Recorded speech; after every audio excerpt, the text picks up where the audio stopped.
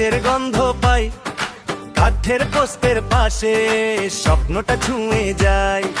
Dhaka jersey, মুখে একটাই কথা, আজকের এই ম্যাচে আমি নেব জেতা। দৌড়ে আসি, থামি না, বলটায় আমার সাথেই, একটু হাসি একটু শ্বাস, তারপর বলি জোরে ফুটবল খেলবো, ফুটবল খেলবো, আজকে মাঠে আগুন জ্বলবো। ফুটবল খেলবো, ফুটবল খেলবো, শেষ বাঁশিতে আমি থাকবো।